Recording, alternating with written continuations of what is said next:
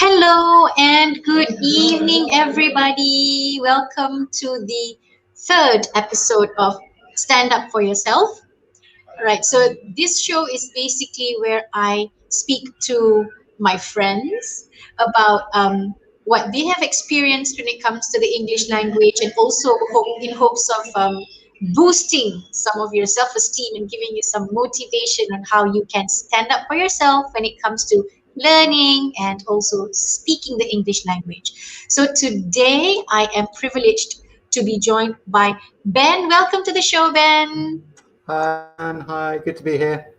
How are How you are you? doing? I'm good. I'm And really, yourself? yeah, I'm really good, really good. I'm looking forward to the show. I think That's the, great. Okay, so the we are going to get straight to it. All right.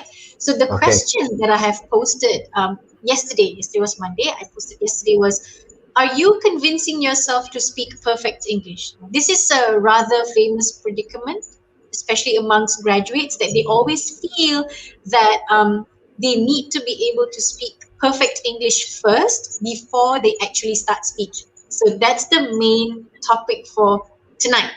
Right? So, to the viewers out there, if you can hear us, drop us a hello. If this is clear, let us know that it's clear. And while you do that, we're going to get started. So, Ben, tell us first, where are you from and what brought you all the way to Malaysia? oh, okay. It's usually the first question I get, so I'm well prepared. But yeah, I'm from Bristol, which is in the southwest of the UK, in England.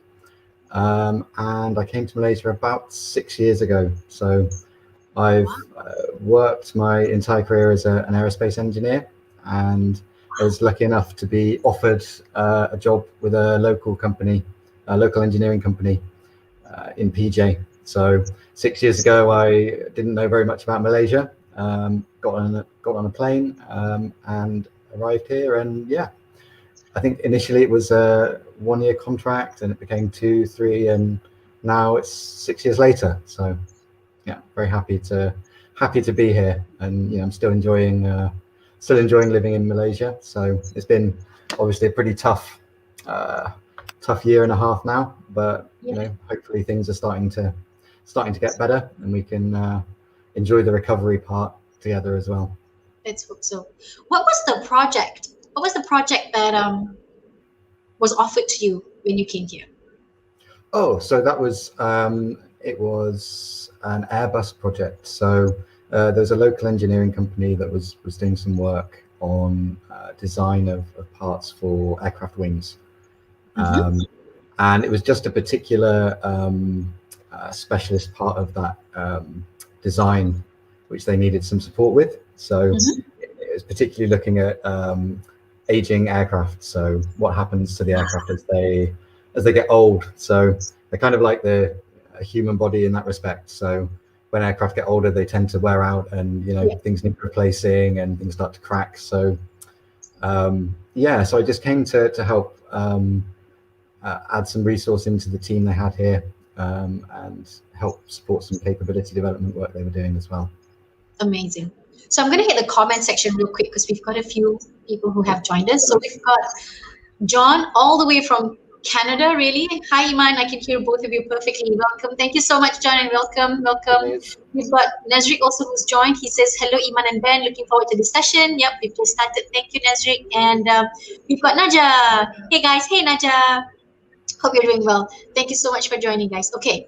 Why don't you share with us a little bit about your experience having been in Malaysia for 6 years? How is it like when you go out and meet people? How is it like when people meet you?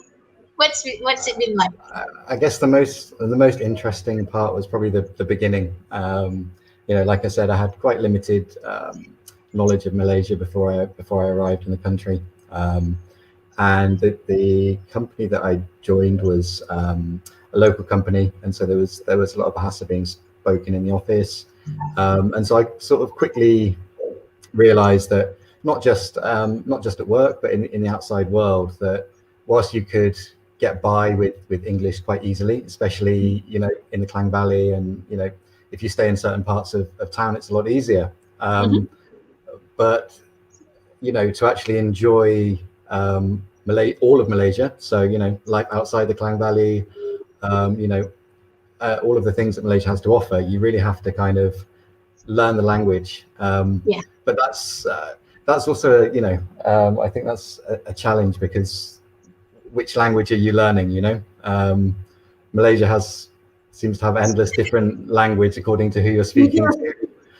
Where you are you at the market, are you talking to your school teacher, are you at the office? So it's like learning 30 different languages all in one. It's different. Yeah, Much like English, there are accents in English. So when it comes to Bahasa, there are accents as well. There's the northern accent, then there's the southern accent, suddenly there's the middle part of Malaysia accent, and then there's the eastern accent. So there are quite a number of that's accents. that's right. And if you try and learn from an SPM textbook, then you'll speak and people will be like, why are you talking like an SPM essay? So I think the same is true the other way around. Yeah. So I had, some of my interesting experiences were when I ventured outside of the safe haven that I arrived into, I guess, going outside of KL and trying to explore on the roads.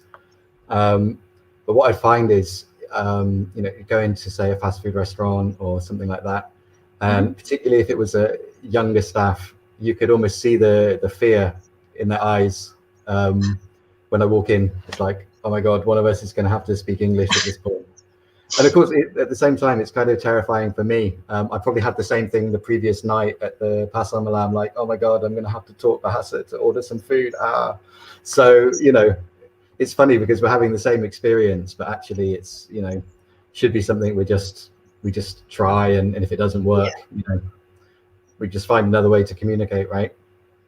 I like that you mentioned that like you said, when you go to the pasar malam or you go to a fast food chain, and then you can see the fear in the faces of the person behind the counter, because they're thinking to themselves, oh, I'm going to have to speak in English with this person, because so they've got that fear. But like you said, you also go in with some form of fear. Are they going to be able to Oh, understand? Am I going to be able to speak with them? So it's really? the fear is actually both ways. It's not just the That's right. recipient, It's but even also worse. you. It's worse for me at the pasar because I walk around and I smell the food and I'm like, I want to buy that, but I'm too scared to I'm too scared to talk to the pakcik at the counter. So yeah, it works both ways, and it Yeah, takes some time to get the confidence to yeah, speak to people that you aren't that's a good message. friends with or comfortable with. Mhm. That's a great message. So the fear is not one way; it's both ways. Yeah, it's Usually, both. usually. Have you picked up on any bahasa since? I mean, you've been here for about 6 years. Have you picked up on any? Ah, How's your bahasa? it's okay. It's okay. I think this is interesting because I know you've got some myths you want to ask me about later, and this I know we talk about this as well. But for me, it's some very different skills. So my listening is quite good. I think, but mainly because I've had more opportunity to practice it. So I use a lot of the things that you suggest for people, in terms of exposure to the language. So Mhm. um, I've recently got Unify, which is exciting for two reasons, because I can watch the Olympics, but also, I can put on the Malay language channels, and I Nice. won't. I'll be very honest. I don't often like intently try and follow what's happening, but it does help me Okay. to kind of, I pick up extra words and the Mhm. way things are said and things like that. So I use it, but yeah, I think that my speaking is probably regressed a lot, especially in the last, say, 18 months, because Yeah. we've all been locked down, and I just haven't had the opportunity to get out, whether Right. it's with my, Malay speaking friends, or, like I said, to go out and eat or buy food. So Mhm. I guess that opportunity to practice has been a lot less over the last 18 months. So yeah, it's a challenge. It's a challenge. Like I tend to do sprints rather than, I know it should be a marathon, but I tend to do sprints and I go ahead, and then like a month later, I'm like, what was that word that I learned? What was, but Yeah. these things happen. Again, such an interesting point, Ben, that in our case, or in what I am advocating for, it's really to be able to speak in English, and therefore I'm always talking about the need to practice speaking, to be confident to speak. So in your case, it's pretty much the other way around. So you're trying to learn bahasa so that you can speak, when you go to pasar malam and things like that. But because you haven't had enough practice over the past, especially 18 months that we've been in lockdown, you're realizing that your bahasa is also kind of dwindling down. It's regressing. You're not getting any better because you're not getting any practice. And that's a really interesting fact, that it's not just English that requires practice in order to be able to speak the language. It is applicable to really any language that we want to learn. That if we want to be good at it, we do have to practice it. The less practice we get, the more we forget. It's Right? true. It's true. And actually, being in Malaysia for 6 years, I've noticed that my English usage has changed as well. So actually, I'm not just forgetting the bahasa. I'm forgetting certain ways of speaking in English. So for instance, I go back, and the way that I explain certain things might sound a little strange to people back home now, because I spend most of my time, making sure that I'm understood to people here. So actually, I don't know, using the word can, things like that, that's not something that would be normal back home, but it's something that's slipped into the way I speak, by being here. I've kind of absorbed it. And so, I think it's interesting, because even my English is different after spending 6 years here. So yet another valuable point. We do kind of become our surrounding. Would that be true? Would that be accurate? yeah, We do become absolutely. a surrounding, because we want to blend in. We want people to be able to understand us, and we want to be relatable to people as well. So we do turn into our surrounding, and it can be both good or bad. But in this case, good. Now that more people, you are blending in better. But I think the message that's most important here is, in order to be good at, in this case, language or English, to be more specific, we do have to surround ourselves with people who speak the language, or at least would encourage us to speak. So then we would get the exposure needed, and we become one with that environment. Amazing. Absolutely. Really, really Absolutely. great. All right, we're going to quickly hit the comment section again. We've got a few more people who have joined us. So we've got Hamiza, who says, hi, man. Hi, Hamiza. Again, she's my mother-in-law, so hi, moms. So that's her. We've got Hide, who says, salam, good evening. Salam, hi, Hide. Okay, so he's my brother-in-law. So thank you for being here, Hide. And we're also joined by Barbara Jane. Barbara says, hi, man. Here I am. Welcome, man. Hi, Barbara. Thank you for joining. Okay, so to everyone else who's joining, if you have a question or if you would like to say something to Ben, you may do so, and we will go through all of your comments. Okay, so John says, Ben, I completely understand that experience of your English changing. After several years in Japan, the same thing happened to my English. It's all about adapting, to communicate with the people around you. Yeah, so adapting can be both good and bad. So in this case, it's good adapting, so that you're more relatable, you're more understandable, and people don't feel so scared, and we also don't feel so scared that people fear us. Absolutely. It's in both ways. All right. Yeah. So she says hi to you too. Awesome. All right. So we're going to go to the next question that I would like you to just share with us. You were also involved with training undergraduates, yeah? In communications training, presentation skills training, and I'm quite sure that the training was conducted in English, yes, with the undergraduates. Right. Yeah, Can you that's share right. with us a little bit about what happened there?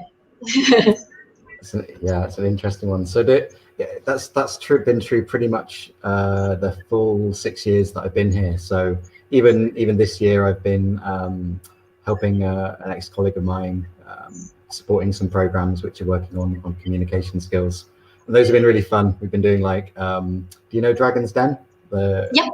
Yeah, doing Dragon's Den kind of pitch sessions and things like that. Awesome. So, it's really pushing the students to communicate really precisely, because we're talking about, I think, 3 or 5 minute kind of business pitches.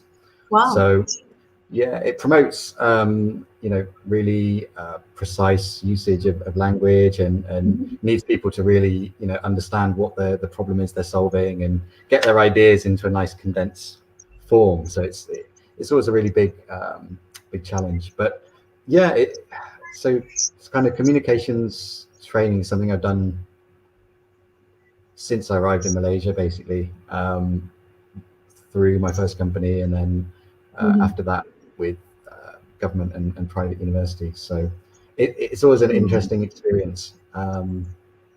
There is a big variety in the standard of English in terms of what we see. Yeah. I What did you realize were their biggest challenges? Probably one or two a common challenge or a very glaring challenge that the undergraduates faced when they tried to pitch or when they tried to speak.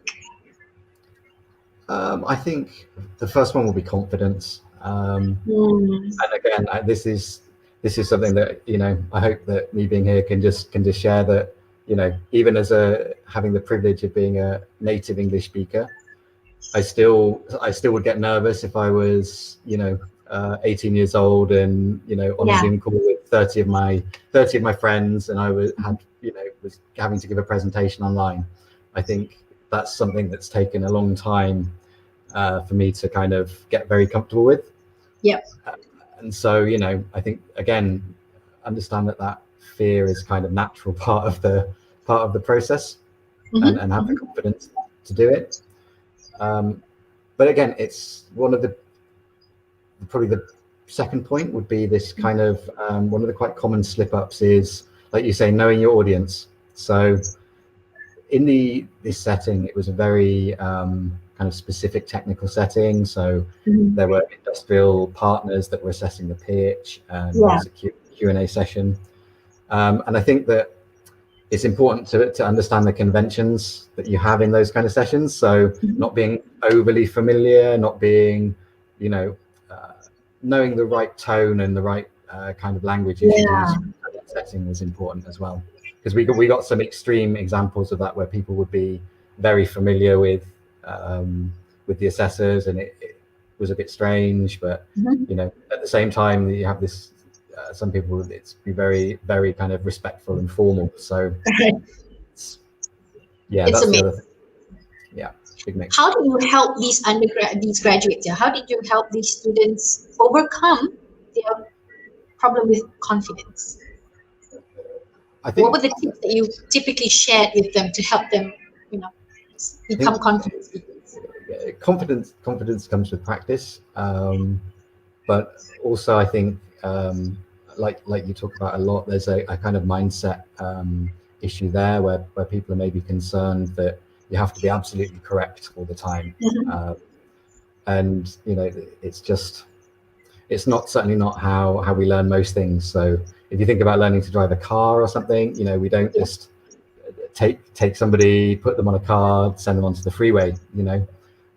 There's a kind of place where we can go and practice, but yeah. it's safe, and we learn the rules and we kind of find our way. But it's more about the practice than the instruction, I think, in that case. Mhm.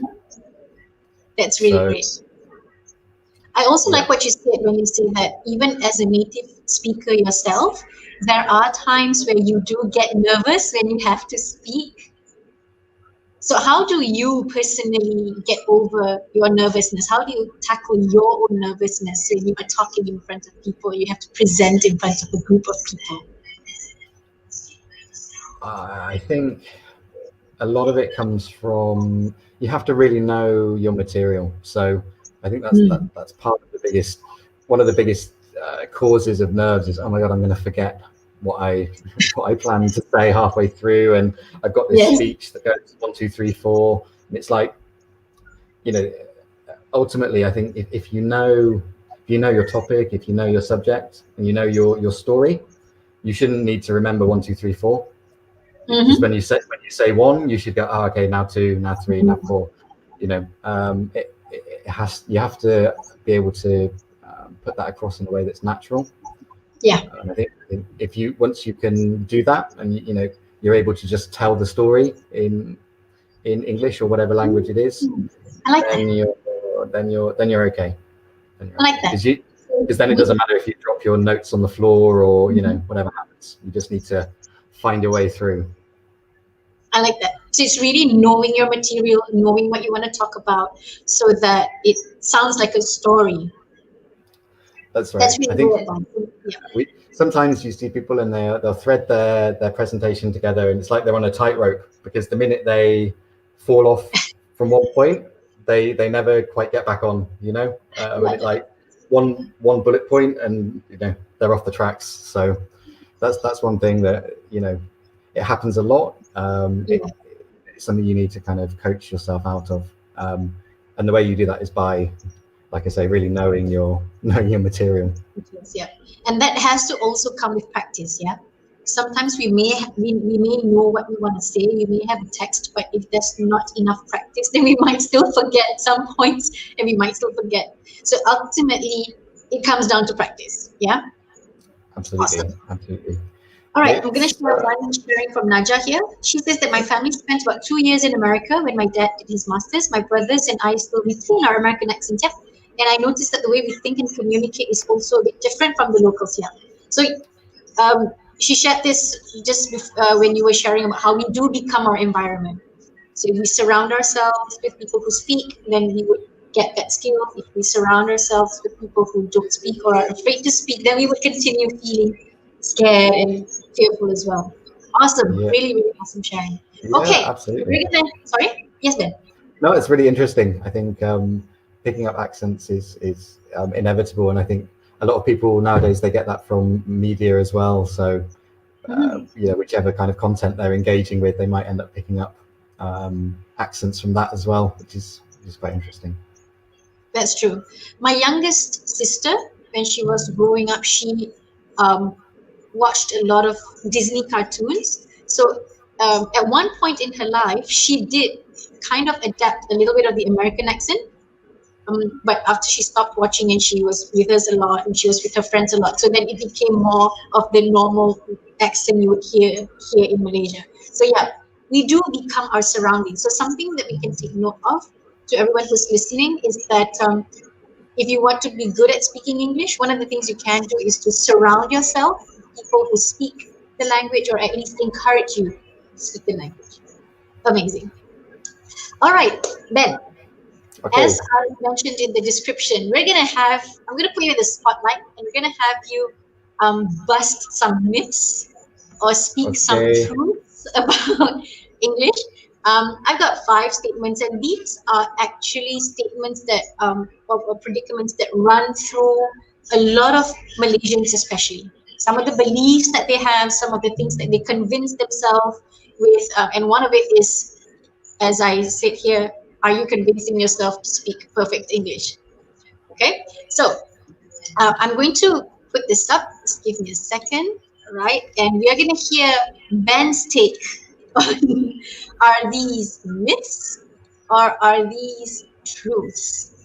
Okay, okay. I'm ready, I think. hold on a sec. Okay, what came up? Now I'm not sure. Now I can't see what came up. Oh, Uh, not that. Not that's that. Not Canva. that. That's Canva. Hang in there. Hang in there. All right, here we go. Okay, are you ready, Ben? I'm ready. Okay, so the first statement is, I need to speak perfect English. So a lot of, especially the youngsters, some young adults, they think that they have to speak perfect English before they even begin speaking. So is this a myth or is this a truth, Ben? Myth. This one's a myth for sure. Why do you say it's a myth? Okay, because perfect English doesn't exist. So it's a trick question. I think that's what I'm saying.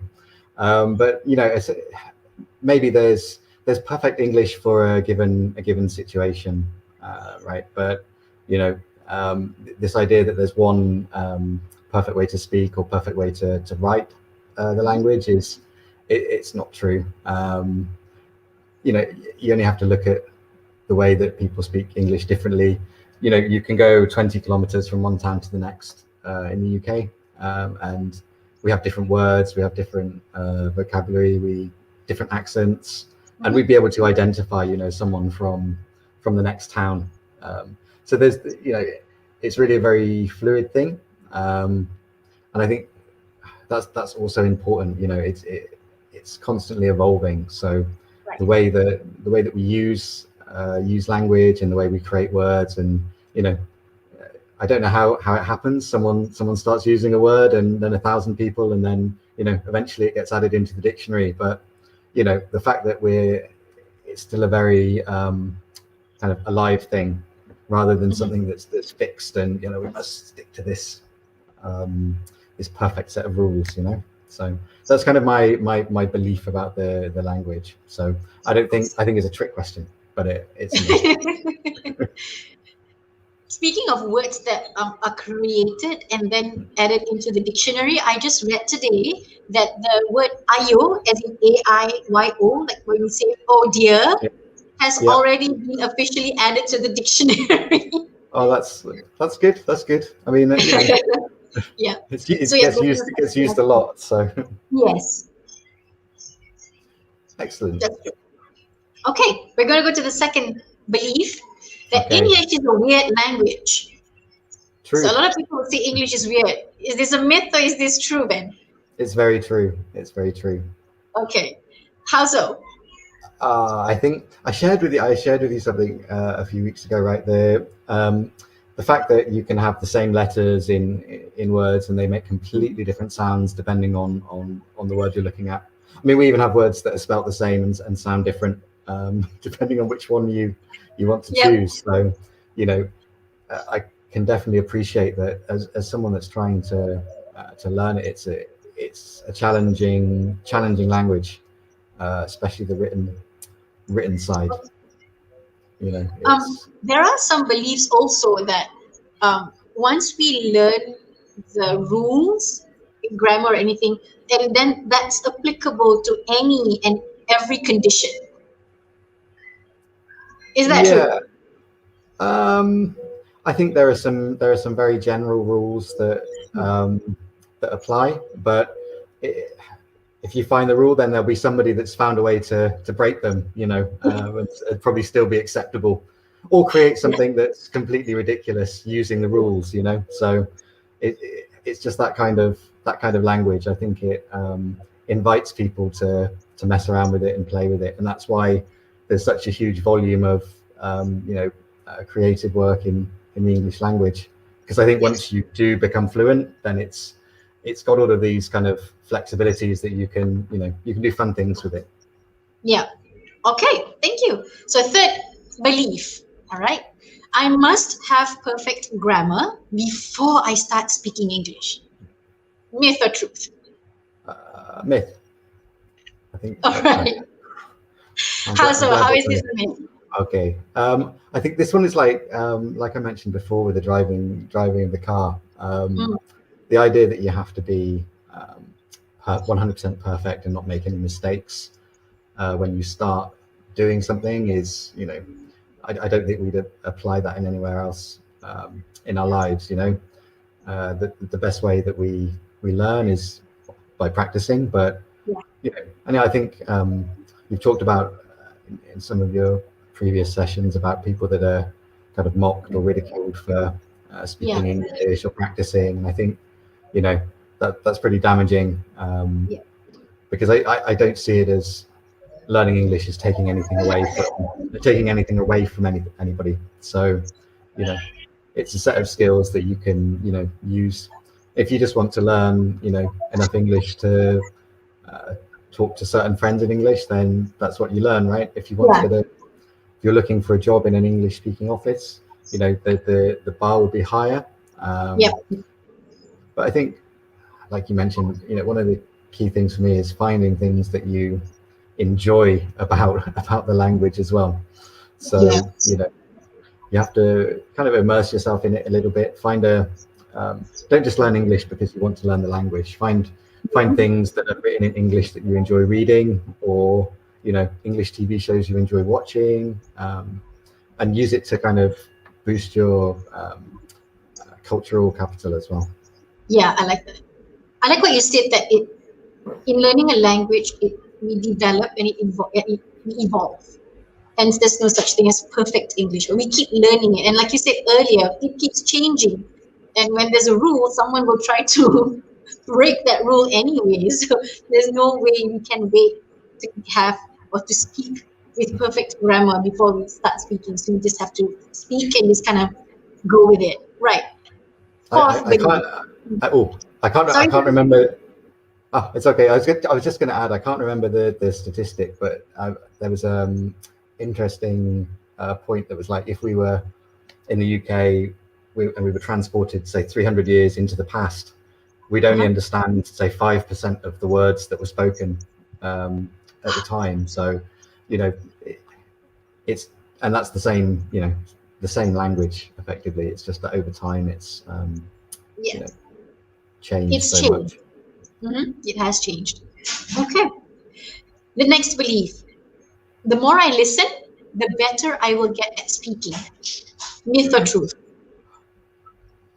This one's a tough one. I wanted to say myth earlier, I think, but I think this one's the truth. As long as the listening is good quality listening, it can't be the only thing that you do. Like I mentioned earlier, there's some kind of very passive ways of listening. Just putting Mm-hmm. things on in the background, the TV, the radio. That okay, they help keep some of the words kind of fresh in my mind, but they're not really building or developing my communication skills. So, Right. but there are ways to do more active listening. So, um, you know, paying maybe What's the translating form of active listening? One example uh, of active listening.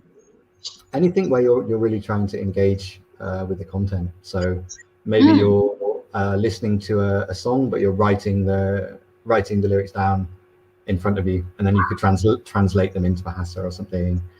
Um, but yeah, just I don't know. You have to find things that you enjoy. That's the main thing. Find some content that excites you in the other language. Otherwise, it would just feel like homework. You know. Yeah. So active listening would help with improving speaking skills. So there's got to be something else that comes with the listening and not just listening for the sake of. Yeah. That's right. And I think it helps a lot with retention as well. So Yeah. like I was saying, you can kind of try and learn by absorbing things, but Mhm. it's like throwing mud at a wall. Only 1% of those words will stick for any more than a week or something.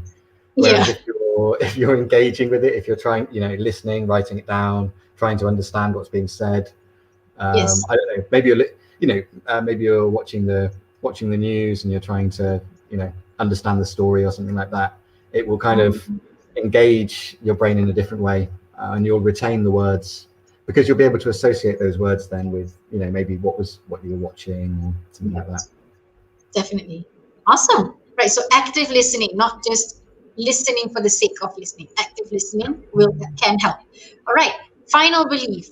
English is important in the job market. Truth or myth? Truth. In your own experience, how much can English help?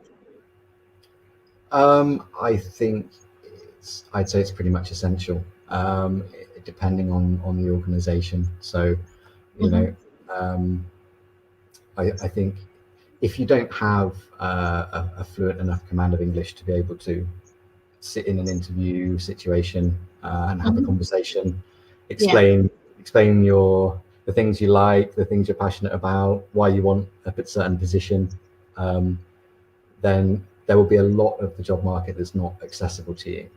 Yeah. That's basically it. So it's a numbers game. So not saying that if you don't have English you won't get a job. There are jobs that don't require it, Yeah. where you can you will interview in a different language and you'll operate in a different language, and so we're not saying there's no job out there for you if your English isn't perfect, but what it would do is close off a certain segment of the job market. And Yes. it depends what you want to be, but certainly my experience in engineering is that even across Europe that English is the common language. So Yeah. you've got Airbus, which is a European company from Mm-hmm. Spain, France, Germany, but their official language for their technical reports, their office language is English. So English. Yeah. it's one of those things that I just accept that I was very lucky that my native language was the one that is very common, and for Mm-hmm. that I'm very, very grateful. Yeah. But the reality of it is, if you can't get to that level of proficiency where you're comfortable in a conversational setting, I Yeah. think you're really limiting a lot of what you'll be able to do in your career. That makes a lot of sense. So there are opportunities out there, whether or not we master the English language, but it does give us a little bit of an edge, just that extra bit of advantage. And again, I like how you put it that if you can speak the language, then you can have a conversation and you can talk about what you're good at, and really more people will be able to understand, especially in markets such as yours, which is engineering and things that involve a lot of going global. So it would give that a person just that little bit of an advantage. Thank you. Yeah, Thanks. no So those problem. are myths and truths that have been busted by Ben. Okay, I'm gonna hit the Hopefully. comment section again. Okay. We've got a few here. All right. Naja asked, "How is your Manglish, Malaysian English, man?" I think it's inevitable. It's inevitable. I think it's something I meant to mention earlier, but this ability that Malaysians have to speak like 3 or 4 languages in one sentence is just incredible. It certainly it should be celebrated. So you know, again, I feel I've got this kind of lucky ticket. I was born as a native English speaker, and then I come here and people are shaming people for having passable English, but Mhm. it's their 4th language or something, right? And I'm like, come on, guys, give each other It's a break. okay. It's literally okay. I'm you know one main language, and I'm trying to learn what I can to Mhm. because I think it's I know something that I feel helps you culturally to fit into a place. Yeah. Uh, So I think Agree. that's the other thing, by sharing, one of the great things about Malaysia, by sharing a Mhm. lot of common words between languages, it does have a kind of bonding effect as well. Yeah, Um, you know, it so does. we all borrow words from each other's language, and this kind of like brilliant Rojak way of speaking is really creative as well. Yeah. So why not? That something else your students could try is speak English, but when you can't think of the word, don't just stop, don't just give up, just use whatever word And use another word. Yeah, that's right. exactly use Bahasa, Awesome. use whatever you can think of. Right. So So we've yeah, got Moin who also joined us. He says, "Hi guys, hi Moin." And John agrees with you. Yes, English is a weird language, and people break the rules all the time. it's very true. Yeah. It's more Naja fun goes when on to they do. say, sorry, sorry. So it's more fun when they do as well. So, Yeah, yeah. Um, John agrees with, sorry, Naja, I think, went on to agree with John that I like the velociraptor around my house at 2 a.m. This sentence shouldn't make sense, but it completely does. Yep, it does. Yep, there you go. Thanks to Jurassic Park. And just one last one. It says that listening helps definitely. Great points, Ben. So I've got one so totally unrelated question. okay. Totally unrelated question. What's your favorite football team, Ben? I'm not going to get in the middle of this, so you can Okay, this is answer. I'm gonna be totally honest. I'm not a huge football fan, Oh, but I inherited supporting Tottenham Hotspur via my dad because he's a fan, and we're one of those teams that always nearly does really well. But yeah, so I'm used to disappointment because I've got Tottenham and England to support as well. So yeah, very used to disappointment in my life. so if any Tottenham Hotspurs fans, Ben's your guy. You've got a I, I fan I know buddy. very little. I'm more of a rugby fan. I used to play rugby and Ooh, I watch rugby, but yeah, football is you can't really avoid it back home as well. So just one of those things. awesome, awesome, awesome. All right, thank you so much, Ben. Thank you so much for everything that you've shared. So just on a very final note, what would be your message to especially students and young adults who are trying to learn, not just to learn to speak the language, but who are trying to develop and build their confidence to speak English? What would be your message to them? I guess the summary from the session really is practice. But find something that you enjoy doing. Find ways to enjoy the language. For me, that's the key. I know obviously it's very challenging at the moment with COVID, but maybe you can be creative. Find some interesting online sources to uh, start finding some interesting English language content Yeah. because there's a What lot is of it. something that you like to do? Probably if someone who has the same interest with you, maybe they could adapt one of the ways that you learn the language. So, what is something that you like to do when you feel that our viewers could do the same thing? Should they have the same kind of interest? I really like music, so Ah, I used to use I can't remember the name of the app, but it's a Spotify add-on, and it gives you all of the lyrics to the ah, songs ah. as you're playing them. So I used to listen to songs and read the lyrics and try and kind of absorb the words. But the problem with that is depending on which type of songs you listen to, you end up hearing the same words over and over and over and over again. Right. So you end up with a very strange vocabulary um, if you do that That too could much. happen. That could Yeah, happen. Right. yeah, So if you love music, so one of the ways you can do it is listen to the song, read the lyrics, and then follow maybe, sing it out loud, just to that is create that familiarity. exactly. The great thing about music lyrics is quite often they're a little bit gibberish as well. They quite often they Yeah. break the rules. They don't make sense. So try and listen to them and understand what the meaning is that they're trying to Mhm. convey. Yep. The point and the key here is to develop the confidence. So it's not so much about perfect, again, not about the perfect English, not about extracting the grammar from songs, especially songs nowadays, they don't really make any grammar sense for some songs. Yeah.